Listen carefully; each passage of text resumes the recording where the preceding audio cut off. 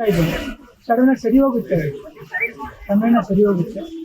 ಒಂದು ಆಗ್ತಾ ಇದೆ, ಒಳ್ಳೆ ಸಿನಿಮಾಗಳು ಬರುತ್ತೆ, ಸಿನಿಮಾಗಳು ಚೆನ್ನಾಗಿ ನಮ್ಮ ದೇಶದಲ್ಲಿ ನಾವೇ ಹೋಗ್ಬಾರ್ದು ಅಂದರೆ ಯಾವಾಗ ಹೋಗೋದು ನಾವು? ಆದಷ್ಟು ಬೇಗ ಸರ್ಕಾರಗಳು ಮಾಡ್ತಾ ಇದ್ದಾರೆ, ಎಲ್ಲ ಸೇರಿ ಇದಕ್ಕೊಂದು ಅಂತ್ಯ ಕಂಡುಹಿಡಿಬೇಕು ಅಂತ ಎಲ್ಲರನ್ನೂ ಬೇಡ್ಕೊತೀನಿ.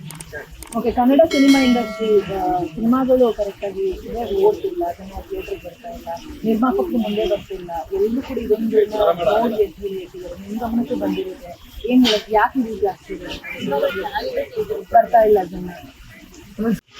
ಒಂಥರ ಕೂಡು ಬಂದಿರೋ ಒಂದು ಏರ್ಪಡ್ತೀನಿ. ನಮ್ಮ ವಂಶದಲ್ಲಿ, ನಮ್ಮ ಕುಟುಂಬದಲ್ಲಿ ತುಂಬ ಜನ ಉದ್ಯೋಗ ಆಗ್ತಾರೆ.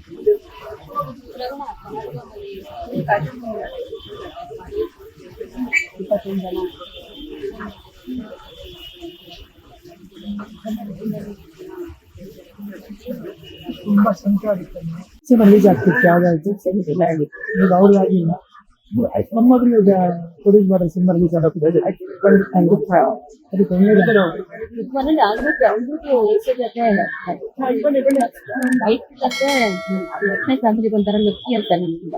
ಆದ್ರೂ ಮತ್ತೆ ನೆನ್ನೆ ಇವರದ್ದು ಅಣ್ಣ ಅವ್ರದ್ದು ಆಯ್ತು ನಡೀತದೆ ಅಣ್ಣ ಅವರು ಹೇಳ್ತಿದ್ದ ಯಾವ್ದಾದ್ರು ಮಾತನ್ನ ಇವತ್ತಿಗೂ ಪಾಲಿಸ್ತಾ ಇದ್ದೀನಿ, ಅಥವಾ ಈ ಬರ್ಡೇ ಸಂದರ್ಭದಲ್ಲಿ ನೆನೆಸ್ಕೊತಾ ಇದ್ದೀನಿ ಅಂದ್ರೆ ಯಾವ್ದು?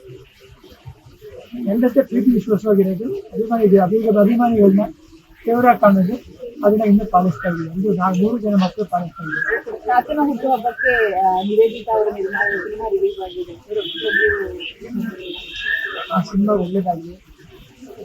ಲೇಟೆಸ್ಟ್ ಹಾಗೂ ಇಂಟ್ರೆಸ್ಟಿಂಗ್ ಸುದ್ದಿಗಳಿಗಾಗಿ ಬಾಸ್ ಟಿವಿ ಕನ್ನಡ ಚಾನೆಲ್ನ ಸಬ್ಸ್ಕ್ರೈಬ್ ಮಾಡಿ, ಹಾಗೆಯೇ ಬೆಲ್ ಐಕಾನ್ ಪ್ರೆಸ್ ಮಾಡಿ.